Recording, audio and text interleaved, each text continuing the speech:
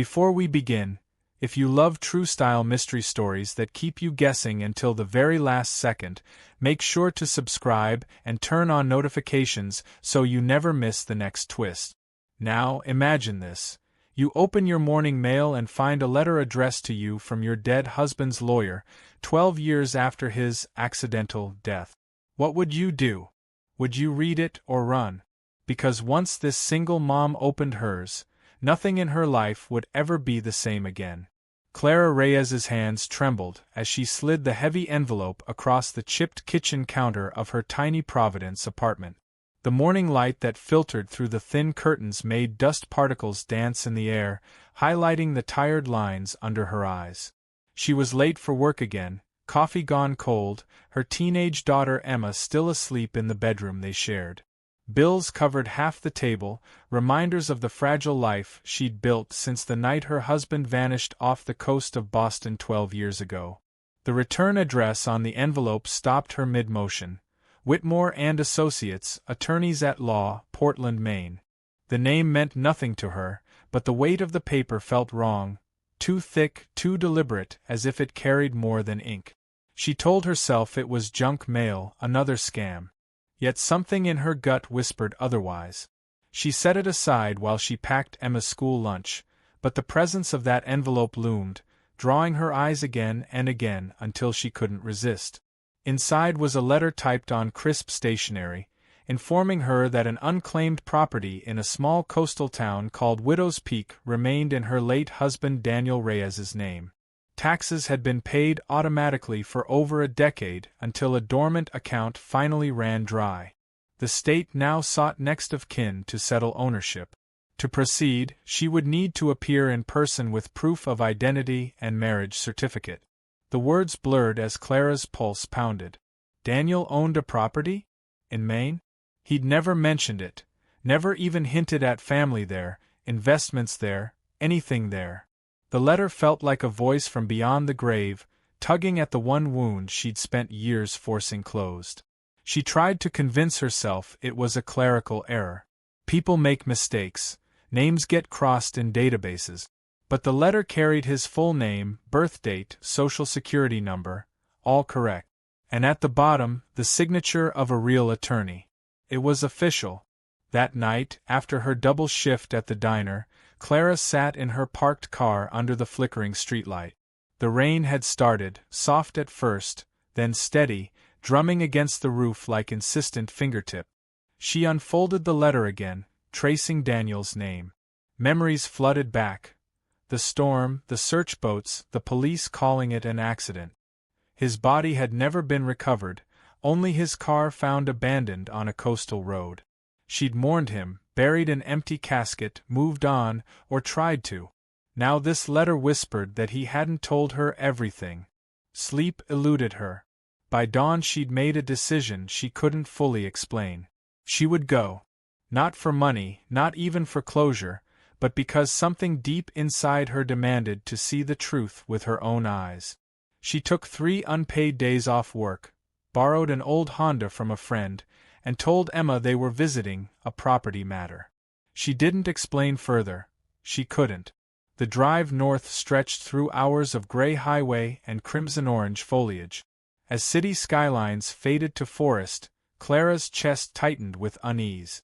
Every mile carried her deeper into a past she thought she'd buried. By mid-afternoon they crossed into Maine, and the GPS signaled their destination. Widow's Peak. The name alone sent a chill down her spine.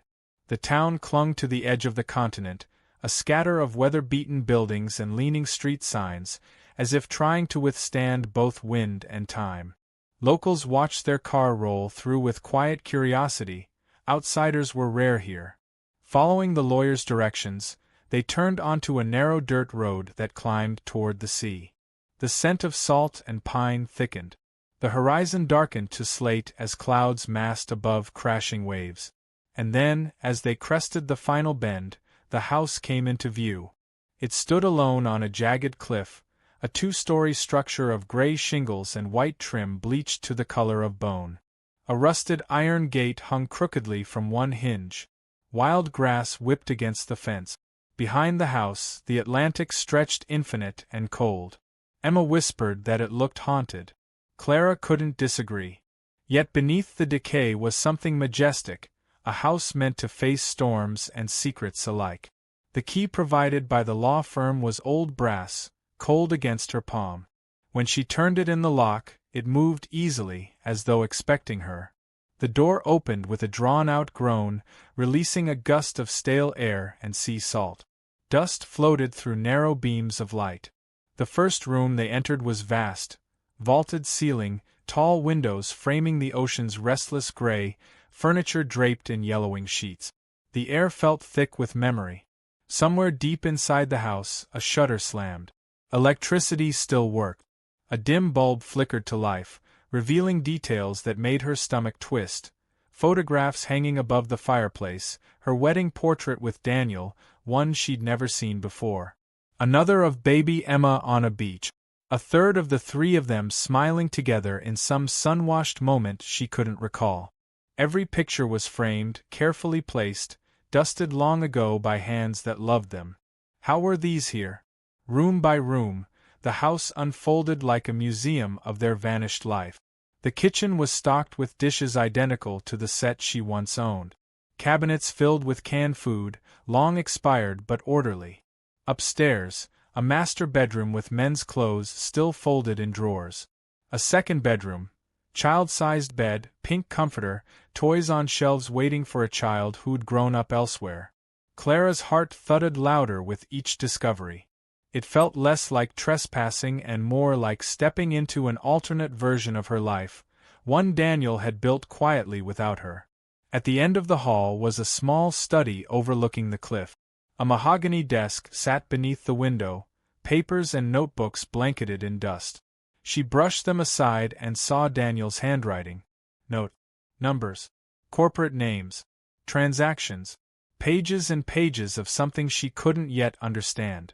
As wind moaned outside and waves crashed below, Clara sensed that the letter hadn't been a mistake at all. It had been an invitation, a breadcrumb trail leading her to the truth about her husband's disappearance. When she turned toward the door to leave the study, her eyes caught another door at the far end of the hall, half hidden behind an old coat rack. Unlike the others, this one was made of thick oak reinforced with iron band. A padlock gleamed faintly in the dim light. She stepped closer, heart pounding. The padlock wasn't new, but it wasn't rusted shut either. Someone had opened it recently. The sound of Emma calling from downstairs broke the silence, her voice echoing through the house. But for a moment Clara didn't move. Her hand hovered inches from the lock. She could feel it, something waited behind that door. Something Daniel never wanted found. The storm outside intensified, rain slashing against windows, thunder rumbling across the sea. Clara turned the key that hung beside the lock and heard the first bolt click free. Whatever secrets this house kept, she was about to open them. The storm outside raged through the night, wind howling like a living thing against the cliffside house. The old windows rattled, and rain struck them with sharp, relentless rhythm. Inside, the lights flickered as Clara and Emma stood in the study, staring at the heavy oak door at the far end of the hall. It looked ancient, its surface scarred and iron bands stretching across it like restraints. A cold draft seeped through the small gap beneath, carrying a faint metallic scent that made Clara's skin prickle. She hesitated before touching the lock again. Every instinct warned her not to, that some truths were better left buried. But another part of her, the same part that had driven her here despite fear and exhaustion, pushed her forward. She turned the key again, feeling the old mechanism shift and release. The sound was louder than it should have been, echoing like a warning through the silent house. The padlock came free, dangling open. She pulled the door slowly, and it groaned as if waking from a long sleep. A narrow stairway descended into darkness, steep and cold. The air that rose up was damp, smelling of dust, salt, and something older, something like time itself. Emma appeared behind her, her flashlight trembling slightly in her hand. The beam cut through the darkness, illuminating concrete steps slick with moisture. "It's just a basement," Clara told herself under her breath, though her voice was barely more than a whisper. She took the first step, the boards creaking under her weight. The descent felt endless. The deeper they went, the colder it became. The flashlight's beam danced over unfinished walls, metal shelving, and wooden crates stacked neatly against one side. When they finally reached the bottom, Clara exhaled and turned in a slow circle.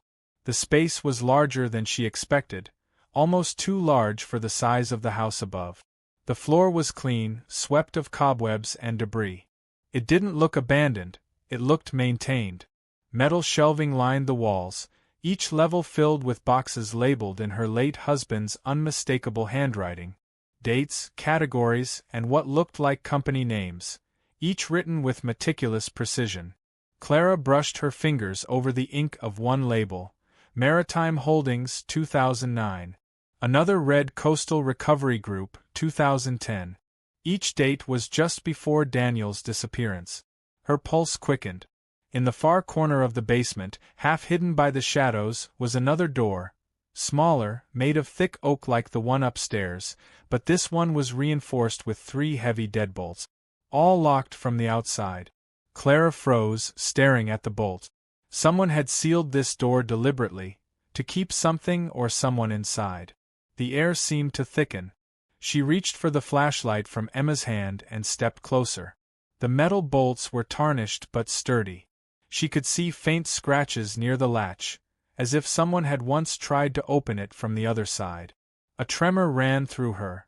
Every part of her wanted to turn away, to go upstairs, close the house, and leave Widow's Peak behind forever. But she couldn't. Not after 12 years of questions. She wrapped her hands around the first bolt. It resisted, frozen in place, but with enough force she felt it slide loose with a metallic snap. The second followed with effort, and the third after that. When the last lock gave way, she hesitated. The silence was deafening, broken only by the wind screaming through the cracks above. Then she pushed the door open. Inside was not the kind of room she expected. It wasn't a cell or a vault but an office, a carefully constructed workspace, preserved like a time capsule. Maps covered the walls, dotted with pushpins and strings connecting cities, ports, and coastlines across the world. Newspaper clippings filled a corkboard, stories of corporate investigations, environmental disasters, and mysterious death. A metal filing cabinet stood open, drawers filled with labeled folders. And on the desk in the center of the room sat a stack of documents, a portable safe, and a small lamp still plugged into the wall. Clara felt like she'd stepped into a secret war room. Her flashlight beam swept across one wall and caught a handwritten phrase scrawled directly on the plaster in black ink. "If they find me, tell the truth." The handwriting was Daniel's. Emma exhaled sharply behind her, the sound shaky. Clara moved to the desk, her hands trembling as she opened the top folder. Inside were photographs, grainy images of industrial docks, shipping containers, men loading unmarked barrels onto boats at night. Attached to each photograph was a printed company name and a series of financial records. It didn't take long to understand. Daniel had been investigating something enormous. Fraud, corruption, money trails that connected multinational corporations to illegal dumping and offshore accounts.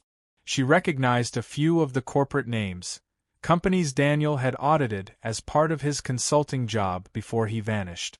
He hadn't just been working for them. He'd been tracking them.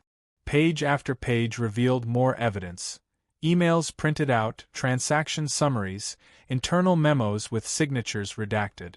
Clara could almost see him here, night after night, piecing together the puzzle, driven by the kind of obsession that blurred the line between courage and madness.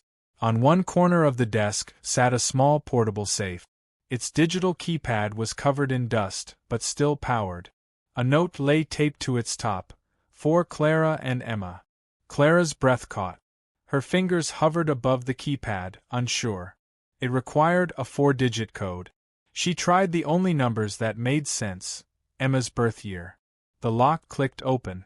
Inside were several sealed envelopes and one stack of documents bound with twine. The top envelope was labeled with both their names in Daniel's familiar handwriting. For a moment she simply stared, her throat tight, eyes stinging. It was a message. From a man long declared dead. She lifted it slowly, the paper brittle but intact. The seal was unbroken. She ran her thumb across the wax, feeling the weight of years pressing down on her. Emma stood beside her now, silent, eyes wide. Neither of them spoke as Clara opened the envelope. Inside were several pages written by hand. The first words made her knees weaken. My dearest Clara and Emma, if you are reading this, it means my plan failed. The room felt colder. The sound of the ocean below grew louder, like a heartbeat echoing through the foundation. Clara's eyes moved across the lines, each word a confession, a plea and a warning. Daniel wrote about finding irregularities at work, discovering connections between corporations and criminal networks, how he'd gathered evidence, realized he was being followed, and feared for his family's safety. How the threats had grown, anonymous letters, phone calls, cars parked outside their home. How he'd chosen to vanish, staging his own death during the storm. He wrote that the house was meant to be a safe place, a refuge for them if things ever went wrong. That the money funding it came from the very people who'd tried to destroy him. That everything here, every file, every photograph, was proof of crimes powerful people would kill to keep buried. And finally, he wrote one sentence that made Clara's entire body go numb. If you want to find me, look where the sun sets over the Pacific. The words blurred as tears filled her eyes. Pacific. That meant he was alive, or at least had been, long after she'd believed him dead. Her pulse raced as she turned the next page. More instructions, coordinates, a lawyer's name in San Francisco.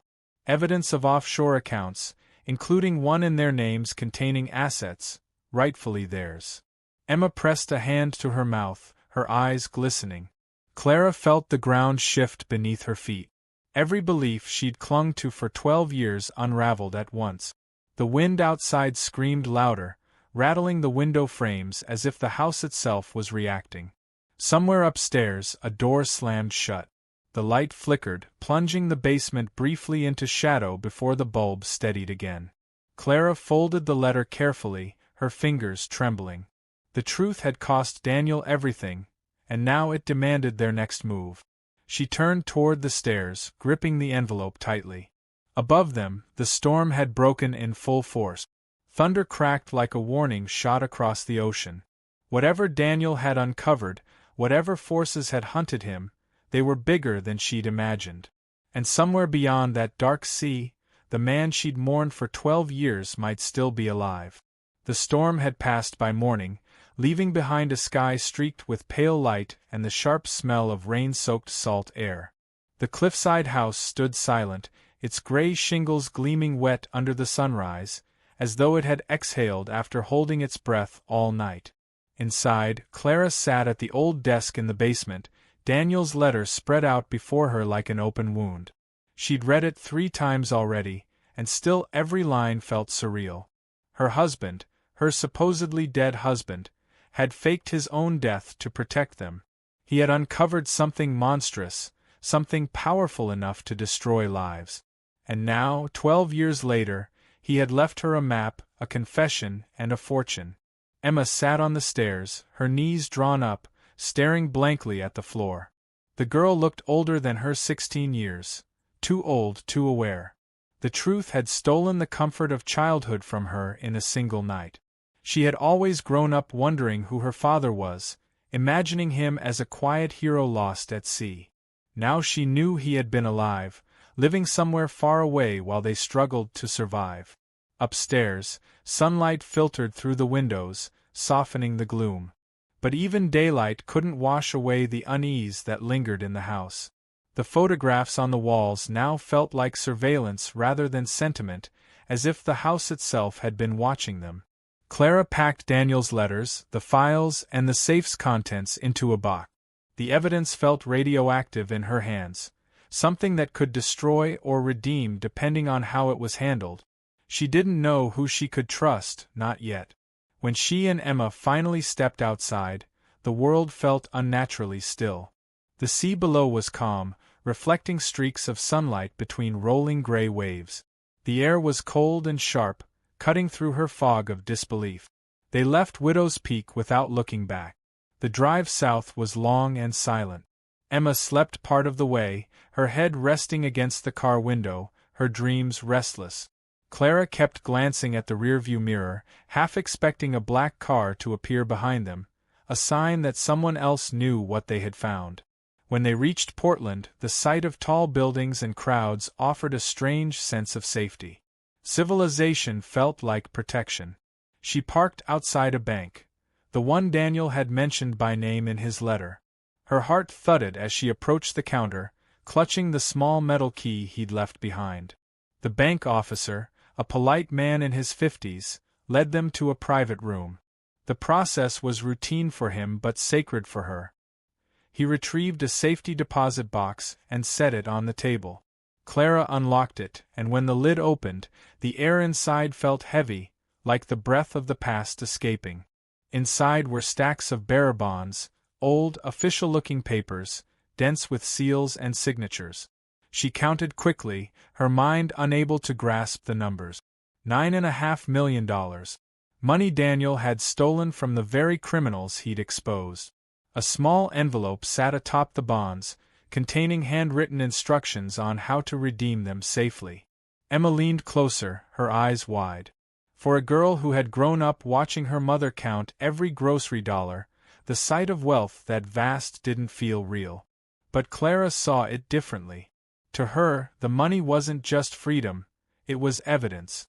Evidence that Daniel had outwitted the people who tried to silence him. The bank officer cleared his throat and explained how bearer bonds worked. Rare, powerful, nearly untraceable. But redeeming them would draw attention. Regulations, audits, questions.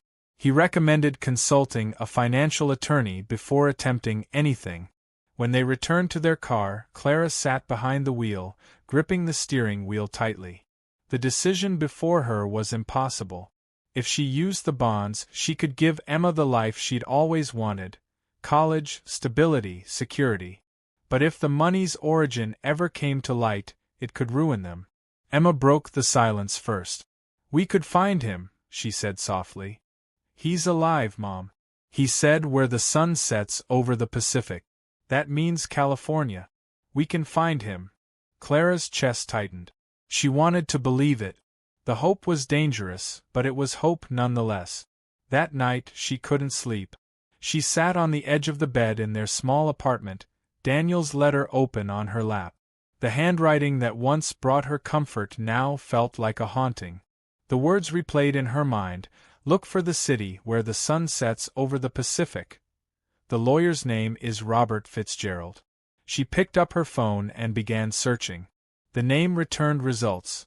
Robert Fitzgerald, attorney at law, Montgomery Street, San Francisco. The address was real. Her pulse raced. For a long moment she just stared at the screen, the glow illuminating her face in the dark. Then she took a deep breath and dialed. The phone rang once, twice, then clicked. A calm male voice answered. She introduced herself carefully, explaining who she was, and the silence that followed was long and unnerving. Then the man spoke again, his voice measured but heavy with something unspoken. He told her he had been expecting this call for years. That Daniel, now living under the name David Moreno, was alive. That he had left instructions for how to contact him only if Clara ever reached out. The words didn't fully register until she dropped the phone from trembling fingers. Her husband was alive. Alive. Emma, awakened by the sound, stumbled from her room. When Clara repeated what the lawyer had said, her daughter burst into tears, a mix of joy and confusion and anger all colliding at once. They spent the rest of the night talking in hushed tones, surrounded by the dim light of a single lamp. Every hour brought more questions. Why hadn't he come back? What kind of life had he been living all these years? Was he safe? Could they even reach him without putting themselves in danger? By morning, the lawyer had called back, his tone cautious. He confirmed what Daniel's letter had implied. Powerful people had wanted him gone, and some of those people might still be watching. But the network was weaker now. Their main financier had died, leaving fractures in the system. If there was ever a chance to reunite, this was it. Clara listened, her heart caught between fear and longing. She didn't know if she could face Daniel again, if she could forgive him for leaving, for forcing her and Emma to live 12 years believing he was dead. But she needed answers. She agreed to meet the lawyer in person. Within days, she quit her job at the diner, emptied her savings, and bought 2 plane tickets to San Francisco. Every step felt reckless but necessary. The morning of the flight, she stood at the kitchen window watching the first light spill over Providence. The city she had fought to survive and looked smaller now, temporary. Emma emerged from her room with her backpack slung over one shoulder, her face pale but resolute. She had inherited her father's eyes, sharp, determined, unyielding. When their plane lifted off the runway, Clara felt the shift, not just in altitude but in her entire life. The world she'd known had ended in that cliffside basement. Now she was flying toward the truth, toward a man she loved, hated, and still didn't understand. The view outside the window changed from endless gray to the vast blue of the continent below. Mountains rose like scars, rivers gleamed like veins, and far ahead lay the Pacific, the place where the sun set on everything she thought she knew. Somewhere beyond those waters, Daniel was waiting. And whatever awaited them next, reunion or revelation, it would rewrite everything once more. The air in San Francisco was sharp and alive, filled with the mingled scents of salt, diesel, and coffee drifting from the waterfront. The city hummed with motion, cable cars clanging, seagulls crying, the bay glinting like molten silver under the late afternoon sun. As Clara and Emma stepped off the plane and into the terminal, the world felt impossibly vast. For 12 years, every day of Clara's life had been small, predictable, enclosed in the narrow walls of survival. Now every sight, every sound, every heartbeat pulsed with unfamiliar purpose. Somewhere in this city, the man she buried was alive. The drive from the airport to downtown felt unreal. Emma sat silently beside her, clutching Daniel's letter, eyes fixed on the skyline ahead. Clara kept replaying the lawyer's words. "He's been waiting for you." The address Robert Fitzgerald had given them was tucked near the edge of the financial district, a row of old buildings pressed between gleaming glass towers. The brass plaque beside the door read Fitzgerald and Moreno LLP. The last name hit Clara like a whisper from the grave, Moreno. Daniel's alias. Inside, the office was elegant but subdued. Bookshelves lined the walls, filled with law volumes and leather-bound files. The receptionist led them to a quiet room overlooking the bay, where Robert Fitzgerald, a man in his 60s with weary eyes, stood waiting. He greeted them kindly but with a caution born from years of secrecy. He spoke gently, explaining what Daniel had endured. After exposing a network of corporations laundering money through environmental shell companies, Daniel realized the people he'd crossed were untouchable. They'd already silenced others who had tried to speak out. The threats had escalated beyond him, to his family. That was when he staged his death, vanishing into the fog during that storm. He'd built a new identity as David Moreno, living quietly in the shadows while continuing to collect evidence and slowly dismantle the criminal empire from within. He had sent the letter to Clara through the lawyer as a final step. Once it reached her, it meant he was ready to resurface. Fitzgerald's tone softened. "He's alive, Mrs. Reyes. But what you need to understand is, he isn't the same man you remember. None of us could be, after what he's done." Clara's heart pounded. "Where is he now?" The lawyer slid a small envelope across the desk. Inside was an address written in Daniel's familiar handwriting, a house on the outskirts of Sausalito, overlooking the water. A key was taped beside it. For a long time, she stared at the paper, her fingers trembling. The thought of seeing him again filled her with equal parts relief and fury. He had been alive all these years, while she had struggled, while Emma had grown up without a father, while grief had carved its quiet wounds into their lives. When she and Emma left the office, twilight had begun to settle over the bay. The Golden Gate Bridge glowed in the distance, lights flickering to life as fog rolled in from the ocean. The taxi ride to Sausalito was silent except for the rhythmic hum of tires on asphalt. As they crossed the bridge, Clara's chest tightened. The view was breathtaking, the endless expanse of the Pacific stretching toward the horizon, where the sun dipped low, setting the water aflame with gold. Where the sun sets over the Pacific. His words echoed in her mind. He had meant this. The road wound through hills dense with eucalyptus and cypress until they reached a secluded lane overlooking the water. The house appeared suddenly, hidden among the trees, a small, 2-story wooden structure with ivy climbing its walls and warm light glowing faintly from within. Clara's breath caught. The car stopped. For a long moment she couldn't move. Emma reached for her hand, and together they stepped out into the cool evening air. Crickets sang in the grass. Somewhere far below, the waves broke softly against the rock. Clara walked up the stone path, her heartbeat deafening in her ears. When she reached the porch, she hesitated. Then, with trembling fingers, she used the key.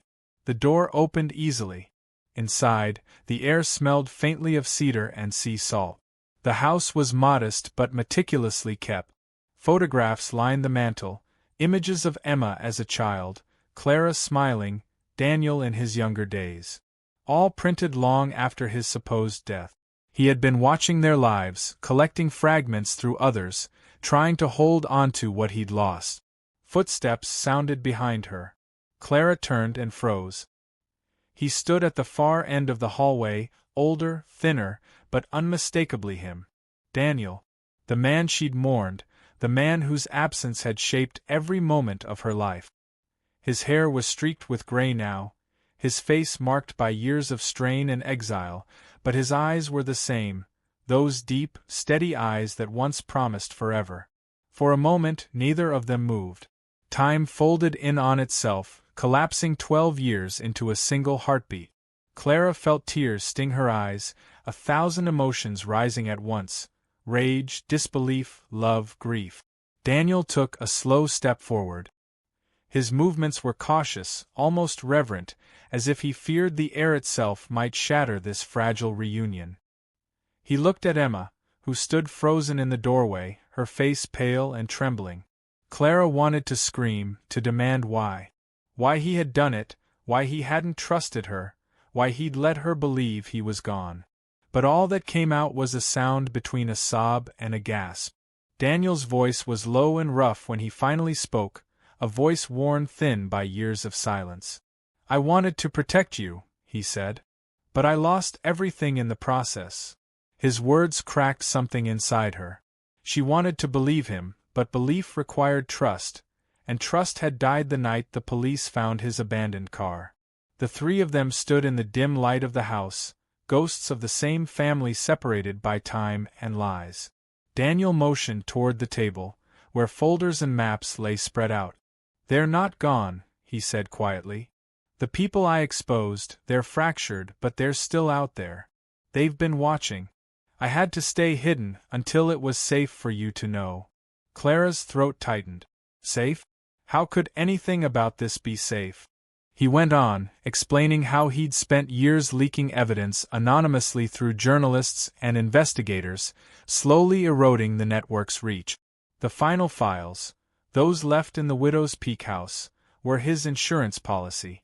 Once Clara opened that letter, it signaled to him and Fitzgerald that the last phase of his plan could begin: complete exposure. But as Daniel spoke, a flicker of unease crept through Clara's thoughts. If it was over, if the danger had passed, why did he still live like a ghost in hiding?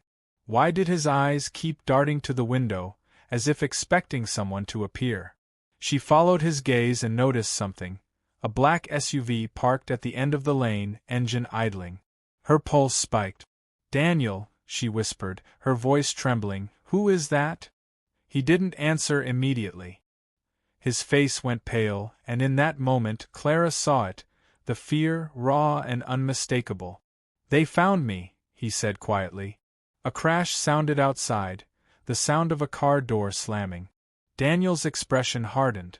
"Go to the back," he said sharply, his old strength returning in his tone. "Now."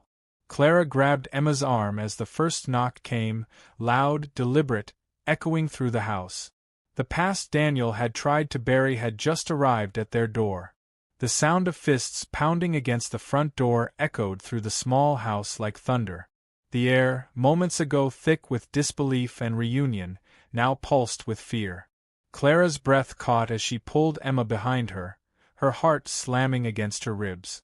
Daniel moved quickly. Years of hiding had made him react before thinking. He grabbed a folder from the table, stuffed it into a backpack, and motioned for them to follow. The second knock came, harder, more deliberate. Then a voice, a man's voice, calm but cold, called out through the door. "Mr. Moreno. We know you're inside." Clara froze. The tone wasn't police. It wasn't friendly. Daniel's eyes flicked toward the window.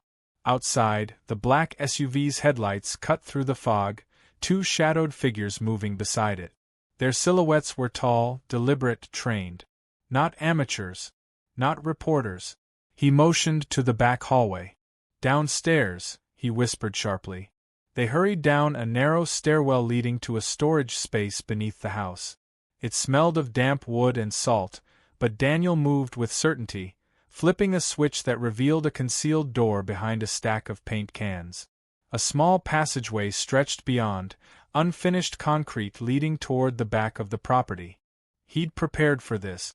Clara grabbed Emma's hand, her mind spinning. The reunion had lasted barely minutes before turning into a nightmare. She wanted answers, explanations, anything, but there was no time. Above them, the door splintered with a crash. Heavy footsteps followed, boots on wooden floors. Male voices murmured commands, calm, professional. Not random criminals.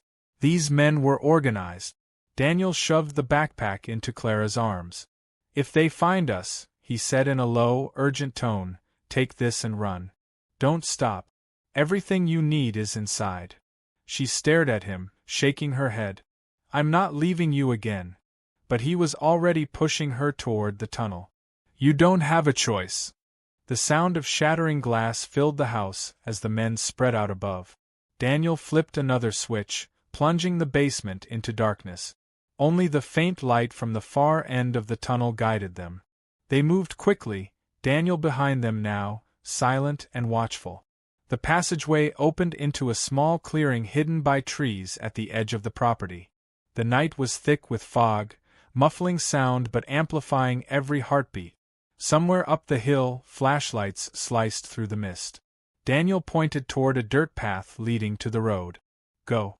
There's a safe house 2 miles north, under Fitzgerald's name. You'll..." A gunshot cut through the night. The sound was deafening, sharp, final.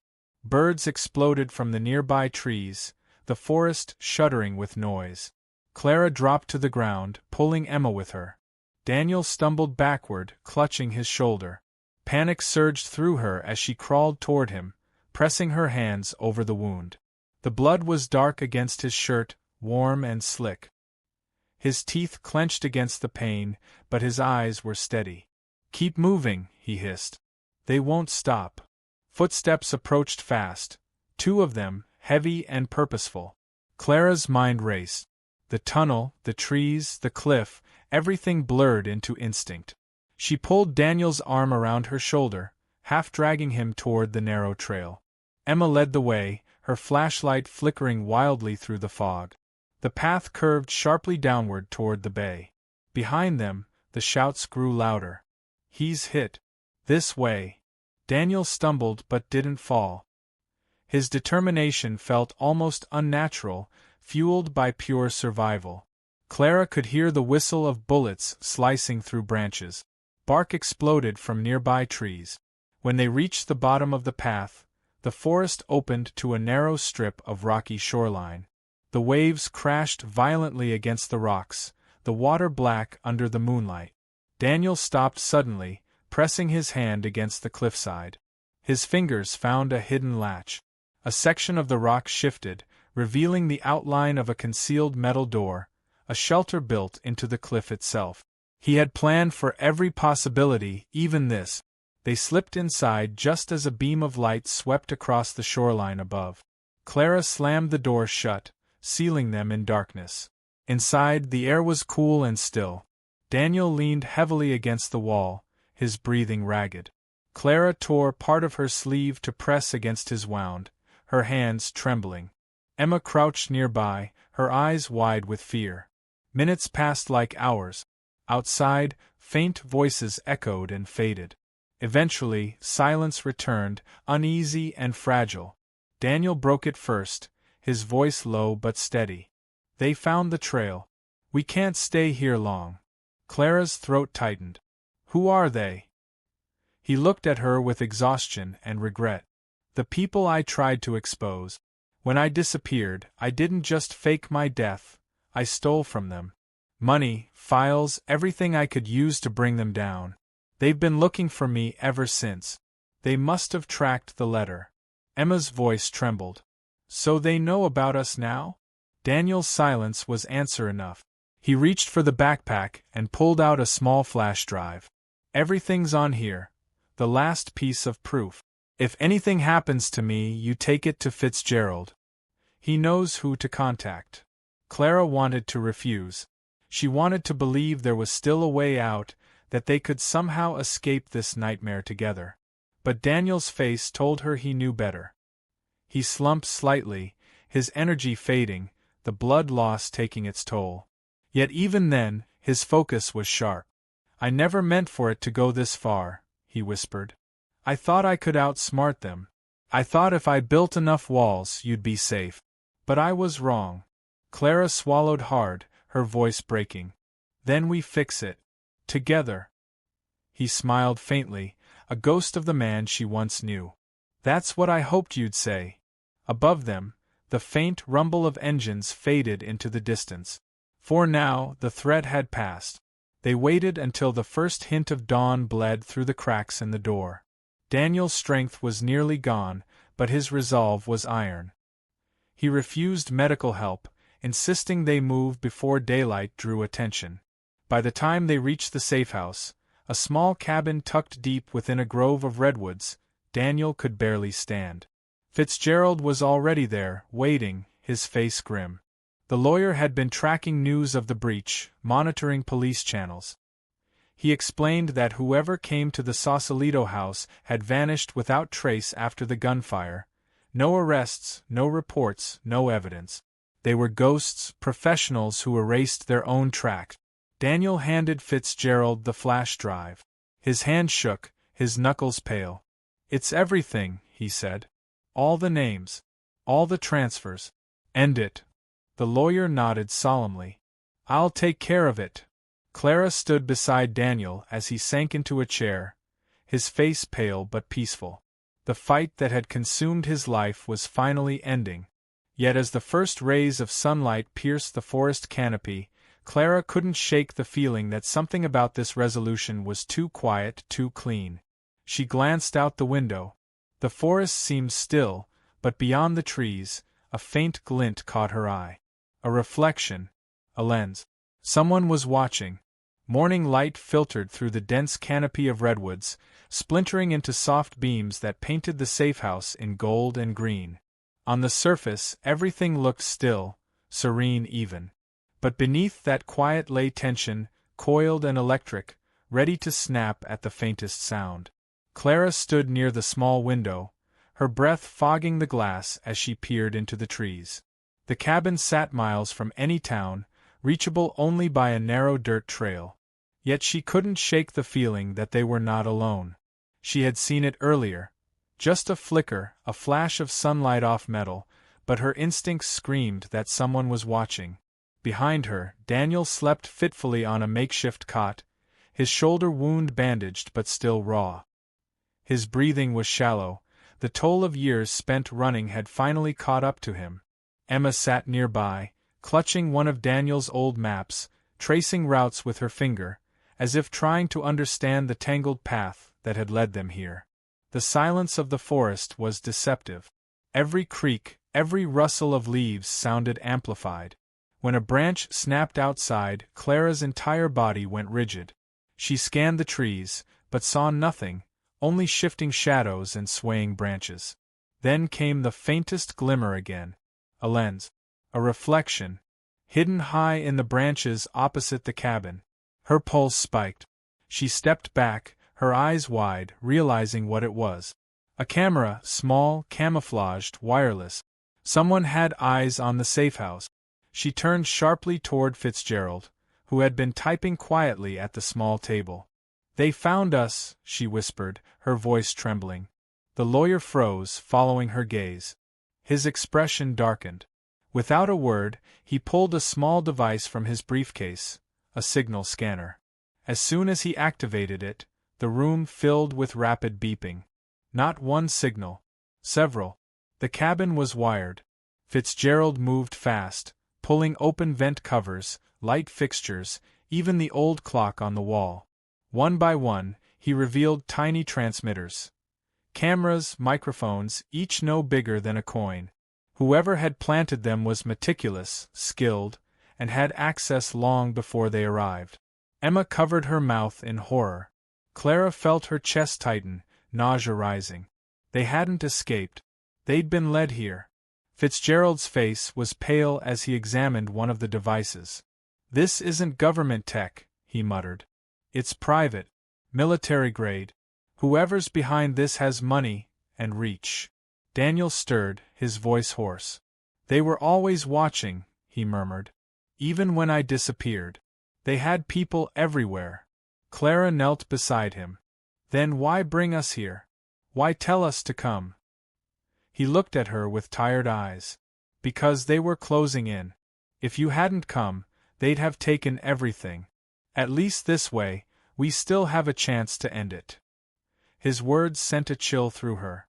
He'd known this could happen. He'd known they might be followed. Fitzgerald swept the table clean, pulling out an encrypted laptop. "We need to move now," he said firmly. "I can transmit the data from the flash drive through a secure relay, but once I do, they'll trace it." Daniel nodded weakly. "Then make it fast." While Fitzgerald worked, Clara paced the small cabin. Every instinct screamed to run, but there was nowhere left to go. The world outside the window was endless and empty, yet she could feel the eyes of unseen watchers in every shifting shadow. Emma broke the silence. "What happens when you send it?" she asked softly. Fitzgerald didn't look up. "Once it's live, every journalist, investigator, and agency tied to Daniel's case will receive it simultaneously. They'll have no way to bury it again. And then—" he hesitated. "Then they'll come for us." The words hung in the air like smoke. Minutes passed in tense silence as the upload bar crept across the screen. 40%. 60. 75. Every tick felt like an eternity. Outside, the forest seemed to hold its breath. Then, static burst from the radio on the shelf. A voice, distorted and calm, crackled through. "Mr. Moreno. Stop what you're doing." Clara froze. The voice was deep, deliberate, mechanically altered, but human beneath the distortion. Daniel's eyes shot open. "They're inside the frequency," he rasped. "They've hijacked the signal." The voice continued, patient and precise. "You don't need to die for this. You've proven your point. Walk away, and your family lives." Fitzgerald's fingers flew across the keyboard. "They've breached the local relay," he said through gritted teeth. "I need 90 more seconds." The voice grew sharper, colder. "We know where you are. End the transmission, or we end it for you." A low hum filled the cabin. Clara looked toward the window and saw it. 3 black drones emerging from the trees, hovering silently, red lights blinking like predatory eyes. Her heart seized. Fitzgerald cursed, slamming the laptop shut and grabbing the flash drive. "We're out of time." Daniel struggled to his feet, clutching his wounded shoulder. "The tunnel," he said, his voice hoarse but urgent. "There's another one under the floorboards." Clara and Emma scrambled to pull the rug aside, revealing a hatch concealed beneath. The moment Daniel opened it, a deafening crack split the air, The front window exploded inward, glass scattering across the floor. One of the drones fired a non-lethal round that embedded in the wall, releasing a hiss of smoke. Gas. Fitzgerald shouted for them to move. The four of them descended into the narrow tunnel as the cabin filled with choking fumes. The passage was tight, winding through cold earth and root. Clara could barely see, but Daniel guided them, his memory of the place sharp despite the years. Behind them, a muffled explosion shook the ground. The cabin was gone. They emerged in the forest's lower edge, gasping for air, covered in dirt. Smoke rose through the trees, dark and thick. Clara turned toward Daniel, her chest heaving. "They're not going to stop," she whispered. He nodded grimly. "No. But they'll soon lose what they're fighting for." Fitzgerald held up the flash drive, a faint smile on his face. "Upload complete," he said quietly. The files went through before they cut the signal. Every outlet has it now. Clara felt the weight of the moment settle around them. Years of secrets, lies, and danger, finally out in the open. The truth was free. But victory came at a cost. The forest trembled again as more drones swept overhead, searching. Daniel's strength faltered. He stumbled, his breath shallow. Clara caught him, her tears blurring the world around her. He managed a faint smile. "You did it," he whispered. "You kept Emma safe." She shook her head. "No. We all did." They moved deeper into the forest, following the sound of distant sirens, police, emergency services, maybe even journalists drawn by the explosion. For the first time in 12 years, the truth wasn't just Daniel's burden. It belonged to the world. But as dawn broke and light filtered through the smoke, Clara turned back toward the ruins of the cabin. Through the rising haze, she saw movement, one of the drones still hovering, motionless, its red light blinking slowly. Then, just before it vanished into the trees, she saw the symbol printed beneath its wing. A silver crest she didn't recognize, an eye surrounded by 3 concentric rings. It wasn't over. Not yet. The rising sun painted the forest in hues of copper and gold, but the light did nothing to ease the tension that hung over Clara like a shroud. The air smelled of smoke and damp earth, and every sound, the cry of a bird, the crack of a twig, sent her heart racing. The safe house was gone, reduced to ash and ruin. But the truth had escaped with them, and that meant they were still alive, for now. Daniel leaned heavily on her arm as they moved through the trees, his breath shallow, his face pale. Fitzgerald led the way, his eyes scanning every shadow, his briefcase clutched like a weapon. Emma followed close behind, her expression set in grim determination, the innocence of childhood erased by the night they'd just survived. They reached a narrow service road at the forest's edge. Fitzgerald had parked a backup vehicle there days earlier, an unmarked SUV with tinted windows and stolen plates. He opened the doors quickly, urging them inside. Clara helped Daniel into the back seat, his body trembling with pain. As they drove away from the rising smoke, silence filled the car, thick and suffocating. It was Fitzgerald who finally broke it. "The files are spreading. Every major outlet received them. Whistleblower groups, watchdog agencies, journalists. It's everywhere now." Daniel exhaled weakly, relief flickering across his face. "Then it's over." But Fitzgerald's grim tone told a different story. "No. You don't understand, Daniel. What you exposed, it's bigger than any one company or government. Those names, those accounts, they connect to something global. Offshore funding, intelligence fronts, private contractors. You didn't uncover corruption. You uncovered the network that keeps it alive." The words hit Clara like a blow. "The symbol on the drone," she said quietly. "The eye with the rings. What is it?" Fitzgerald's hands tightened on the steering wheel. "It's the mark of a private syndicate called Orbis." He hesitated, glancing at them in the rearview mirror. "Officially, it doesn't exist. It's a consortium of defense executives, financiers, and politicians operating under a shell of humanitarian organizations. They manipulate conflicts, rebuild economies they themselves destroy, and launder the profits through shell charities. Daniel stumbled onto them when he traced the environmental funds. Clara's stomach twisted. And they've been hunting him ever since. Yes, Fitzgerald said. And now they'll come after anyone tied to him. Including us. The weight of those words filled the car. The morning light outside the window suddenly felt colder. Clara looked at Daniel, his eyes half closed, his strength fading, and wondered how much longer he could keep fighting. They reached the outskirts of the city by late morning, blending into traffic. Fitzgerald pulled into an underground parking garage beneath an abandoned office building. He guided them through a side entrance that led into a dim, concrete basement filled with old furniture and discarded boxes. It was clearly one of his safe contacts' old meeting points. There they caught their breath. Fitzgerald turned on a small radio scanner. News reports were already breaking across stations. The leaked files, the corporate connections, the political fallout. Names were being read aloud. Accusations of fraud, corruption, and conspiracy filled the airwave. The truth was out. But victory came with shadows. Daniel's condition worsened. The bullet wound had reopened, blood seeping through the bandages. Clara pressed her hands against it, tears slipping down her cheeks.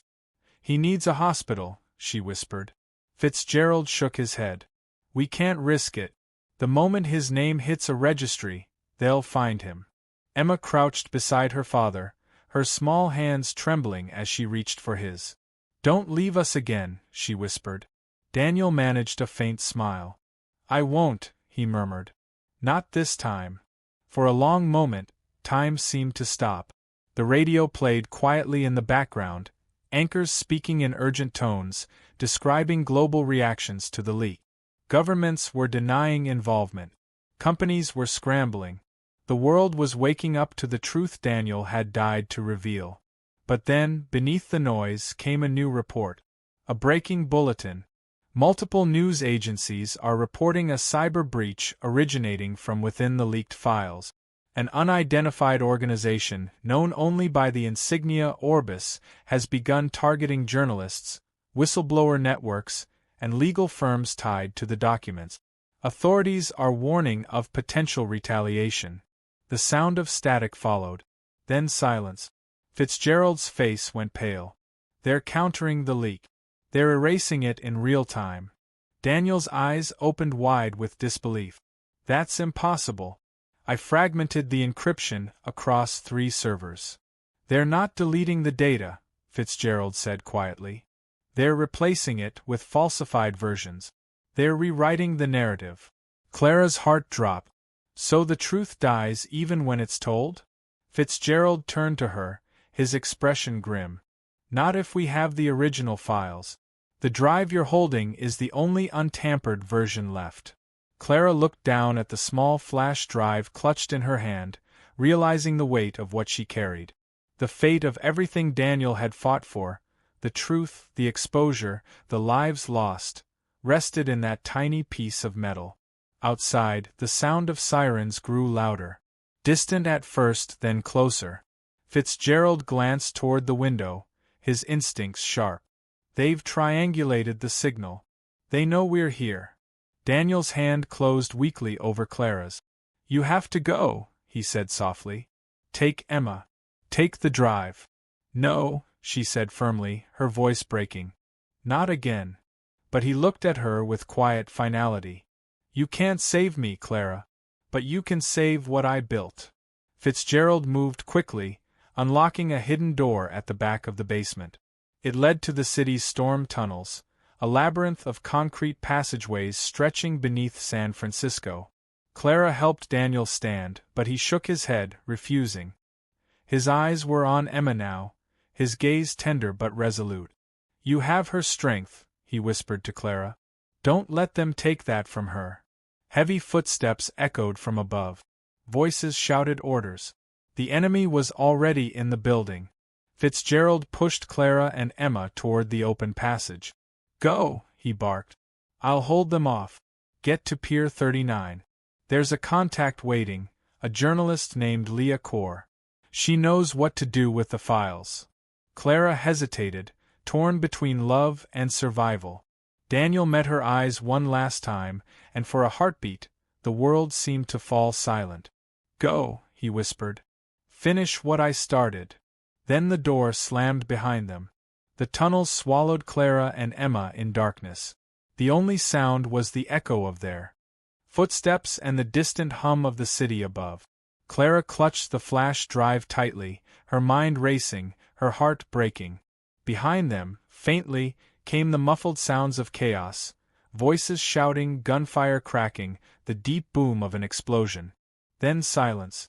The man who had once faked his death to protect his family was now fighting for their future with the last of his strength. Clara and Emma ran toward the light at the end of the tunnel.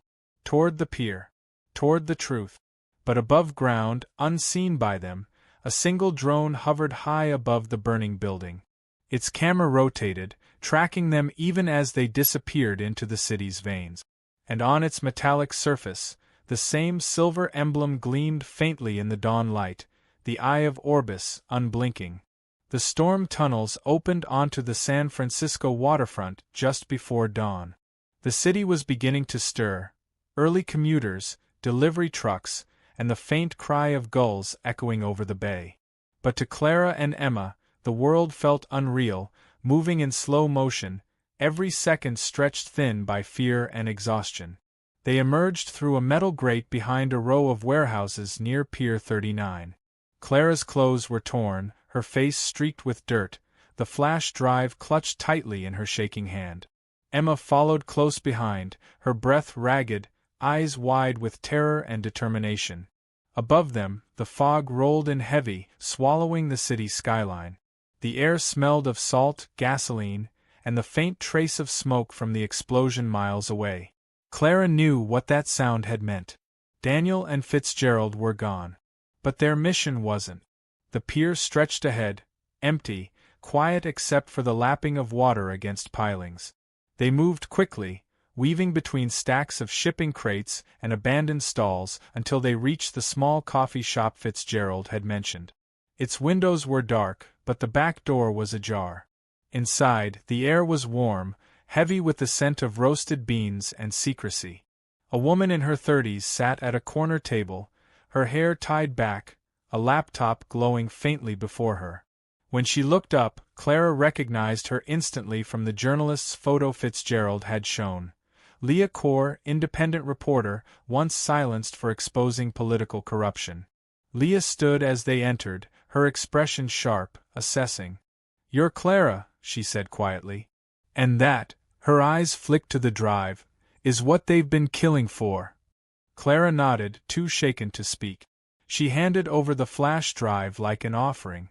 Leah plugged it into her laptop, fingers flying over the keyboard. The files opened instantly. Documents, photos, offshore ledgers, wire transfers, and encrypted communications. The scale was staggering. "This is it," Leah whispered. "This will break them." But before Clara could breathe relief, Leah's phone vibrated. Her face went pale. She turned the screen toward them. A live news broadcast played. Breaking news. Explosion in Sausalito linked to fugitive accountant David Moreno. Authorities label whistleblower a domestic terrorist. Clara's chest tightened.